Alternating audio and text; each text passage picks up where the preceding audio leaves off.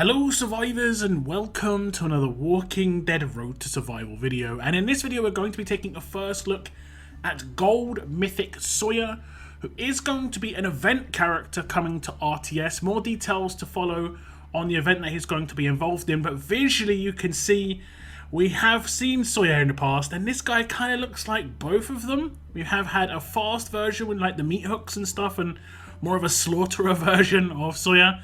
And we have had the sort of crazy guy from the woods with the two-handed chainsaw, and he's got a bit of both going on. This time around, he is going to be the fast character, so he is going to be a sort of like following in the footsteps of the meat hook guy. And if we look on the left-hand side, we can see those meat hooks in his art. I like the visuals. The visuals do look great. He's got that scar running down his head, as we have seen in previous versions as well.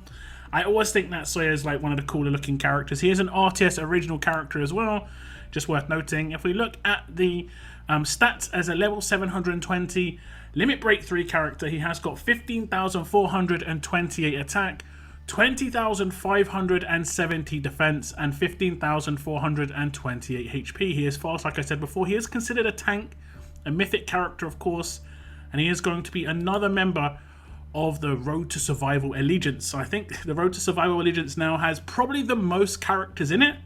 If not, it's very much close to the Holiday Heroes, who I know who were pretty much steaming ahead previously.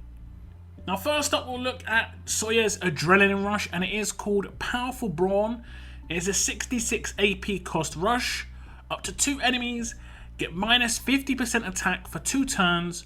While battling on the defense team, deal 30% of this character's defense in main damage to 1 enemy. So a couple of things to break down here. He is a tank, so generally speaking would be seen as a defense team character, and half of his rush does only work on defense, so 66 AP is pretty slow for a defense team character for sure.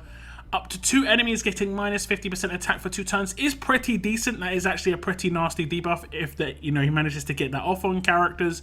It is just 2 enemies though, so it might not target the damage dealers. It could target the support characters, so it could be a bit hit and miss there. While battling on the defense team, him doing 30% of his defense as main damage isn't really that big a deal. We see characters already doing more than that, where they're doing like 30% to 2 or 3, I think, in some cases, when it comes to like Kapoor, but it's on his HP. HP is generally easier to raise as well because we have a very, very heavy HP leader, and that works on attack and defense. I'm not really sure why this is being limited to a defense team character. Like, this isn't overpowered. We already have characters doing this already. It's kind of strange why this is happening, in my opinion. But we'll look at how this Adrenaline Rush works. We're going to have to put him on a defense team to really see it in action because it only really works on a defense team. Okay, so I'm going to defend here on Kapoor, and you're going to see the rush come off of Sawyer, and he should just main 1 character with 30% of his defense. I have given him a defensive weapon.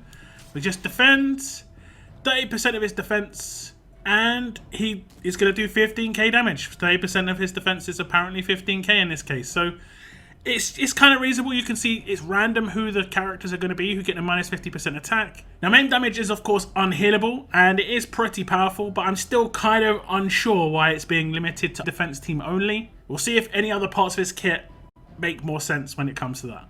Now when we look at the upgrades of Sawyer's Rush, it actually doesn't seem as good as it even was in the first place, because we'll look at it at grade 2, it gets an additional minus 25% attack, so it goes from minus 25% attack up to minus 50% attack for 2 turns.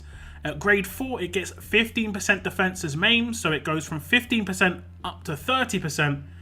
And then at limit break 1 it gets an AP cost reduction to 66. So originally I guess it would be a 75 AP cost rush, which is kind of crazy, honestly. It's kind of crazy. Super slow character when it comes to him actually rushing, but maybe there's other parts of his kit that can make him rush a bit quicker. There is something that's going to help a little bit, but we'll have to see.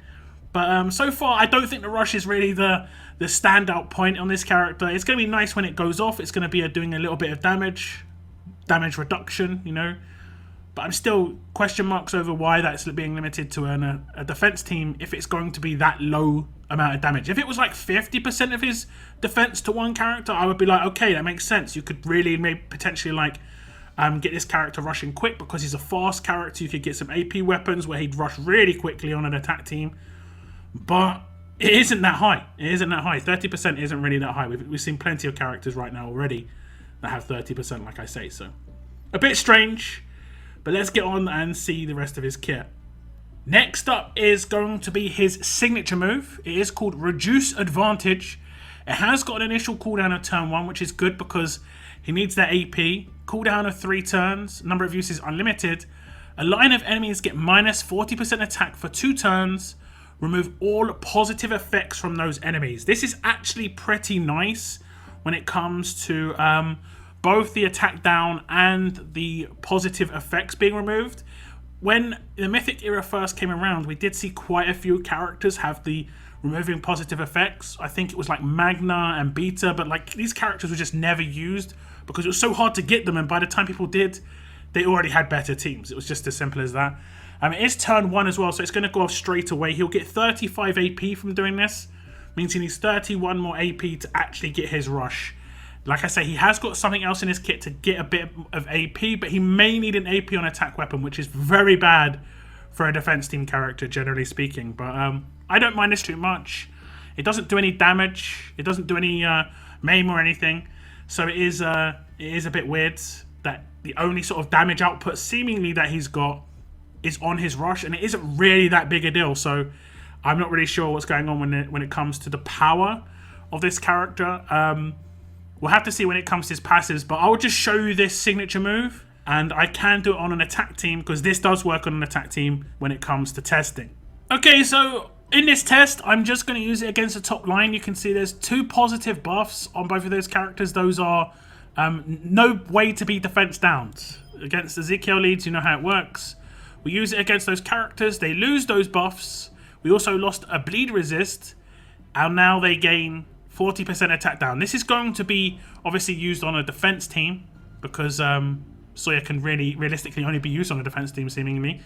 So 2 characters are going to have their attack buffs potentially removed. Now when it comes to something like strong attacks weapons, that starts at the beginning of your own team's turn, so that will be reapplied, so it's not too much of a problem. But if you have any other buffs, that could be nice. For instance, if you are running Christmas Carl, you know, the holiday hero Carl, who does give a 60% buff, that starts at the beginning of the fight. Once that's removed, that doesn't reapply, so that can be potentially problematic. And then obviously the damage output of any characters this hits is going to be drastically reduced. Now we can look at the upgrades on the signature move, and you can see at grade 3 it gets -1 to starting cooldown, so it goes from a turn 3 starting cooldown down to turn 2 starting cooldown. At grade 5 it gets an upgrade where it removes all targets' positive effects, so I guess initially it didn't have that until grade 5.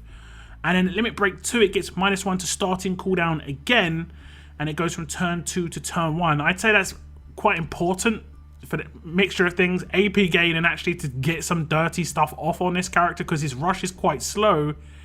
His signature move is needed. You know, you need that -40% attack to get off, and he only gets the -40% attack at LB3 because initially it is going to be -20 for 2 turns. So I don't think his rush is really like amazingly powerful, but it doesn't look like his signature move is that powerful either when it comes to just like making him a danger. I'm not worried about this character in any way, and if I'm not worried about him, I'm not really going to use him, which is a shame because I think Sawyer, like I say, is one of my favorite characters.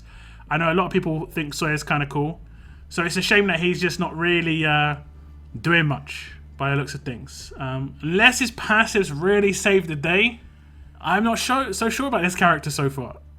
And we'll look at those passives. These are his mythic abilities, of course. He is a tank, so he has strength, which is 40% critical hit resistance. Now, he has got a massive boost to his defense, which is sturdy, where he gets a 60% defense boost. And when I said before about his rush, if it did 50%, it would be okay. This is kind of making it do a lot more damage now. This cannot be reduced, obviously, unless someone does like defense down or something. But this is a flat buff at the beginning of a fight.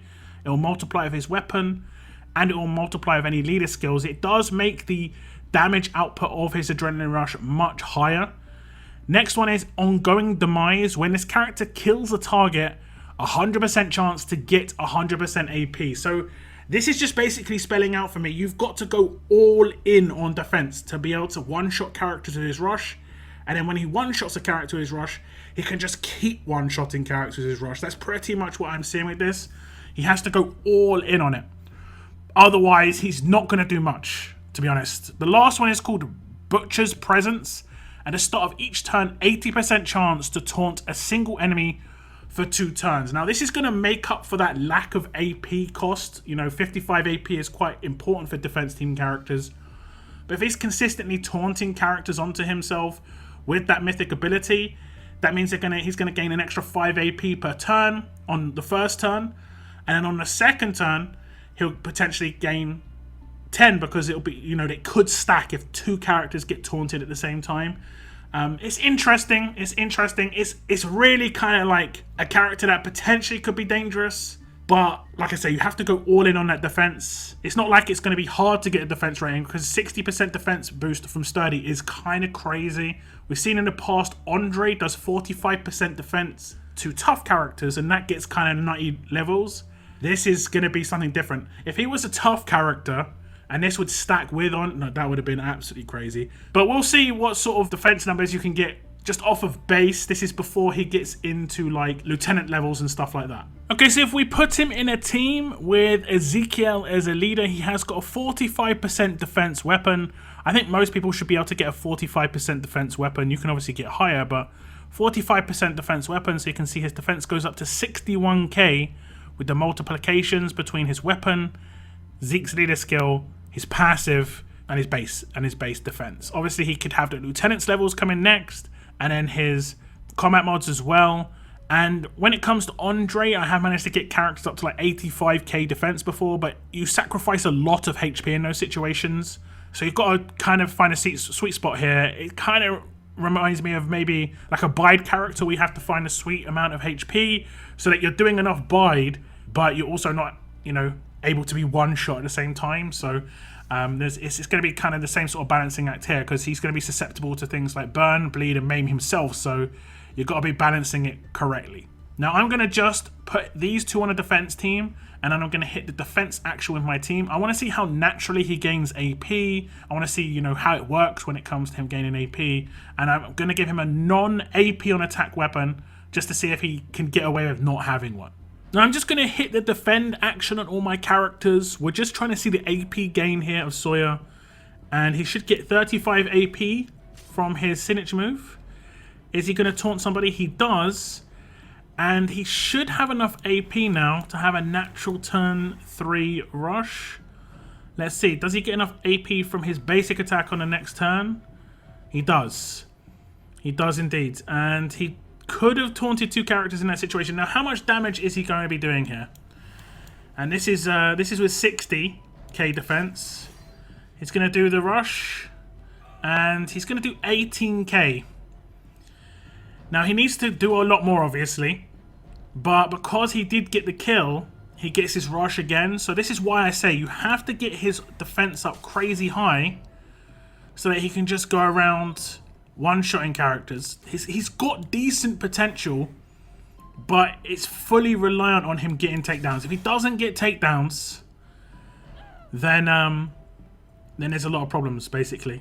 As you can see, I mean, is he going to go for the Guardian Shield here, or is he going to go for the Gentleman? He's going to go for the Guardian Shield. So, in those situations, he's back to 0 AP. It's going to take him 2 turns to get his AP up, and that is problematic for him. But as you can see, when he does get takedowns, other things happen, which is kind of rare for defense team characters. So for sure, those passives are saving the day on this character, because before these passives, I was just like, I'm not really so sure about this character, but now I can see potentially he could be decent. It's just a shame that he's not usable on attack.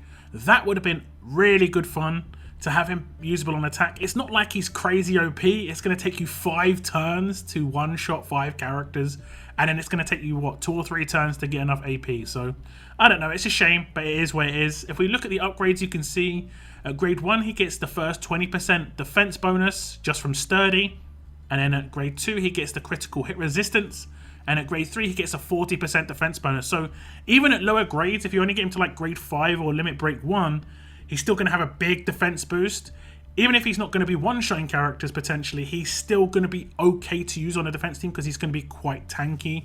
Next, he's going to get the first half of Ongoing Demise, and that's a 50% chance to get 100% AP. At grade 5, he gets the first half of Butcher's Presence, and then that's at the start of each turn, 40% chance to taunt a single enemy for 2 turns. And then it gets into limit breaks. You can see Strength 2 comes at LB1, so it stacks up to 40% crit hit resistance. LB2, he gets the second half of Ongoing Demise, and that goes to 100% chance to get the 100% AP like you saw in those little clips before. And at LB3, he gets Butcher's Presence 2, which is 80% chance total to taunt a single enemy for 2 turns. So definitely these passives are saving, like I said, the potential of this character, because the rush looked kind of underwhelming to a certain extent. I didn't think the damage output was going to be there, and honestly it wouldn't have been. With the 60% boost here, it does have potential now. So, you know, maybe he's got some usage, but like I said, you're going to have to get those numbers right. You know, you go too high, he's going to be really susceptible to being destroyed because his HP is not high enough. Don't go high enough, he's not going to get those 100% AP. So you basically want to make it so that he's doing around about, I'd say like 26 to 27,000 on his rush. And that does mean, you know, 30%, that pretty much means like 90k defense. It's going to be pretty hard to get to that sort of number, honestly. But I think you can maybe get away with maybe like 22 to 23 because there are attack team characters that are on that low. It's just whether he's going to actually focus those characters or not. Now, when you saw that clip before, you did see, obviously, he was getting the decaps in, and it's because just like the previous versions of Sawyer, we are going to have another decap coming in. And like I said, it is kind of rare because it's rare that a defense team character has decap, but they do. I would have preferred to obviously seen the Execution Plus decap version, just because he hasn't really got much you know, takedown potential other than his rush. So a basic attack against someone with 25% or 20% or lower HP would have been nicer, honestly. Now, when it comes to Sawyer's weapon, he has not got an attached weapon, so you can put whatever weapon you want in his hands. From the tests, as long as he has a taunted attack come in, he will get enough AP to rush naturally for turn 3, as long as he gets 1 taunted attack off of the first 2 turns. And that's generally going to happen because he has an 80% chance to taunt. So he's generally going to be a taunted attacked once, you'd assume. So I think it's worth risking not putting AP on the weapon for at least a 30% HP bonus, because he's going to need it really badly. Especially if you're going to stack that defense up really high, he's going to need that extremely, extremely important. Just so he's not susceptible to maim himself, or just honestly just being smacked, because there are a lot of decent hitting strong characters out there. And while the defense is going to help reduce that damage, if he's just not got enough HP in the first place, he's still going to get kind of bullied a little bit. So that's Gold Mythic Sawyer, and he is, like I said, going to be part of an event. I will bring you some information on that event once I have it, so stay tuned for that. But he is an interesting character. I think it's going to be, like I say, maybe a bit too hard for some people to build him. If you haven't got maxed out Lieutenant system, you're going to struggle a little bit. Damage dealers on attack have like 20 to 25k HP, because I've got maxed out Lieutenants, and that's just base. So if you want to one-shot these characters, you're going to have a lot of Lieutenants yourself. You're going to have a lot of defense leader. Like I said, I think it's going to be just so hard to build this character. We'll have to see what sort of numbers he gets up to, but like I said, I think I managed to, with Andre, get a Mirabelle up to like 85k defense, but she did have only like 35k HP, and the balance there is not great. Like, this is the big bit. You can hear me say, I said it so many times. His HP is going to be a problem, potentially. His HP is going to be a problem. But when he gets a defense buff, guys, if he's in a team with Zeke and he gets that whatever, like 400% defense buff that Zeke does, that's when that's when he's just going to be laughing. So potentially, if you put him in an alert and fast team, and he has an alert buffs weapon in a team with like 2 or 3 alert characters, you could get a 20% defense buff on him, and that can just sort of like make up the difference, and then you could raise his HP on his stats, but his combat mods or his weapons. So, you know, there is potential. There's a lot of different potential ways you could build this character, but defense is very, very required. Let me know your thoughts on Sawyer, visuals, how his kit's turned out. Let me know your thoughts down in the comments. That is the end of my video. I want to thank you very much for tuning in. And as always, keep on surviving, guys. Keep on surviving.